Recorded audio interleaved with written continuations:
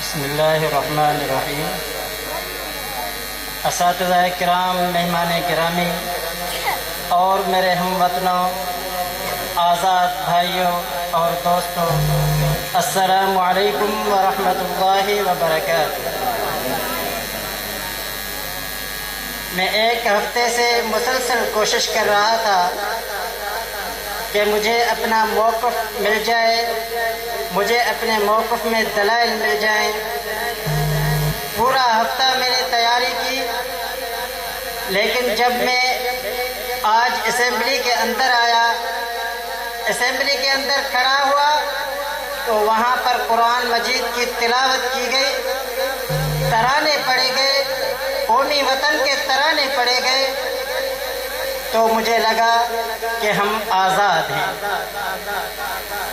پھر جب ہم اس پنڈال میں آئے، پروگرام ہال کے اندر آئے، یہاں پر بچوں نے بہت اچھی اچھی تقاریر کی اور وطن عزیز کے بارے میں بہت سارے دلائل دیے، تو یہ واضح ثبوت ہے کہ ہم آزاد ہیں۔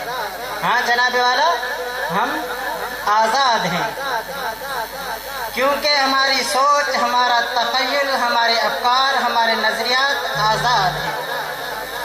میرے قائد حزب اختلاف جو ابھی آپ کے سامنے گفتگو فرما رہے تھے، شاید وہ پوری کتاب لے کر آئے تھے اپنے موقف میں بیان کرنے کے لیے، اور ان کا جو انداز تھا وہ تو آپ نے دیکھ ہی لیا۔ تو میں آپ سے یہ پوچھنا چاہتا ہوں کہ آج ہمارے سینے پہ ہم نے بیج کیوں سجائے ہیں؟ ہم نے یہ پاکستان زندہ باد کی پٹی اپنے سر پہ کیوں باندھی ہے؟ میں آپ سے پوچھنا چاہتا ہوں، آپ جواب دیجیے، کیوں باندھی ہے؟ ہم آزاد ہیں۔ جناب والا، یہ بات روز روشن کی طرح آیا ہے، جس کا انکار کوئی اندھا بھی نہیں کر سکتا کہ پاکستان 14 اگست 1947 کو آزاد ہوا، اور پوری دنیا نے دیکھا، پوری دنیا نے سنا کہ پاکستان دنیا کے نقشے پر ایک نئی مملکت بن کر ابھرا ہے۔ لیکن میرے کچھ مخالف جو سورج کو چراغ دکھانے چلے ہیں، پھولوں سے خوشبو چرانے چلے ہیں، سمندر سے گوہر نکالنے چلے ہیں، رات کو دن اور دن کو رات بنانے چلے ہیں، اور ایک جھوٹ کو سچ بنانے چلے ہیں، اور کہاں پاکستان کو غلام بنانے چلے ہیں۔ جناب والا، غلام بھی اس وطن کا اور غلام بھی اس وطن کا جس دیش کے پوچھے پوچھے میں افلاس آوارہ کرتا ہو، جس دیش کے پوچھے پوچھے میں افلاس آوارہ کرتا ہو، جو دھرتی روح اگلتی ہو، جہاں دفتر پلک سے گرتا ہو، جہاں بھوکے ننگے بچے بھی آہوں سے پالے جاتے ہوں، جہاں سچائی کے مجرم بھی زندان میں ڈالے جاتے ہوں، جہاں مظلوموں کے خون سے پاپ بھی اپنے دھوئے جاتے ہوں، اس دیش کی مٹی برسوں سے یہ دکھ اپنے جگر پہ سہتی ہے، اور میرے دیش کی عوام خود کو اس کا غلام کہتی ہے، خود کو اس کا غلام کہتی ہے۔ جناب اعلیٰ، اس حال میں جو قرارداد پیش کی گئی ہے کہ ہم آزاد ہیں، اس کے اندر دو چیزیں اصل ہیں، ہم اور آزاد۔ ہم سے مراد میں اور میرے اساتذہ کرام اور آپ سب، فقط یہی نہیں بلکہ میں تو یہی کہوں گا کہ پورا سندھ، بلوچستان، سرحد اور پنجاب سب ملا کر جو کل بنتا ہے پاکستان، وہ پاکستان ہم ہیں، اور ہم آزاد ہیں۔ آزاد پاکستان آزاد ہے۔ میرے دوست کو شاید یہ بھی نہیں معلوم کہ آزادی کا مفہوم اور غلامی کا مفہوم کیا ہوتا ہے۔ ان کو تو یہ بھی نہیں معلوم کہ آزادی چیز کیا ہے، غلامی چیز کیا ہے۔ یہ تو ہمارے حکمرانوں کو بھی غلامی کہتے ہیں۔ ہمارے جو دوسرے ممالک سے ہمارے ملک کے اندر دوسرے لوگ آتے ہیں، ان کو بھی غلام کہتے ہیں، ان کو بھی اپنے آپ کو ان کا غلام کہتے ہیں۔ جناب صدر، میں بات کہنا چاہتا ہوں ان سے کہ مسائل مصائب اپنی جگہ پر ہو سکتے ہیں، لیکن ہماری سوچ، ہمارے نظریات اور ہمارے افکار و تخیلات کو کوئی بھی قید نہیں کر سکتا، کیونکہ جس قوم کا احساس ختم ہو جائے اور جس قوم کا احساس غلام بن جائے وہ قوم جیتے جی مر جاتی ہے۔ ہاں جناب والا، وہ قوم جیتے جی مر جاتی ہے۔ میرے مخالف دوستوں نے کچھ اعتراضات کیے تھے، کہا تھا ڈاکٹر عافیہ آزاد نہیں ہے، قید میں ہے۔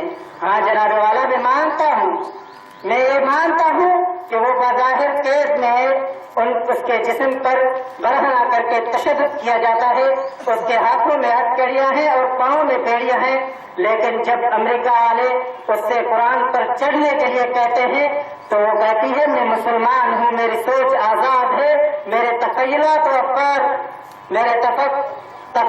افکار و نظریات آزاد ہیں، اس لیے میں اس قرآن پر نہیں چڑھوں گی جو میری مقدس کتاب ہے۔ ڈاکٹر عافیہ نے تو آج تک نہیں کہا کہ میں غلام ہوں، اس نے تو یہی کہا ہے مجھ سے پوچھو گے تو خنجر سے عدو بولے گا، مجھ سے پوچھو گے تو خنجر سے عدو بولے گا، کاٹ بھی دو گے گردنیں تو لہو بولے گا، ہم آزاد ہیں، ہم آزاد ہیں۔ ہاں جناب صدر، ملک کی مصلحت کے لیے کچھ باتیں کی جاتی ہیں، کچھ کام کیا جاتا ہے ملک کی مصلحت کے لیے، نہ کہ عوام کو غلام بنانے کے لیے۔ یہ میرے قائد حزب اختلاف کی غلط سوچ ہے کہ ہم غلام ہیں۔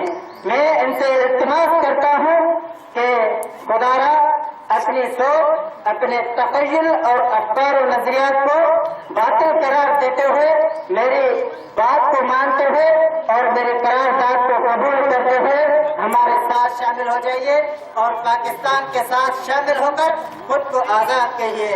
عشق و آزادی زیست بہار کا پیغام ہے، عشق و آزادی زیست بہار کا پیغام ہے، عشق میری جان، آزادی میرا ایمان ہے، عشق پر میں وار کروں ساری زندگی، لیکن آزادی پر میرا عشق بھی قربان ہے۔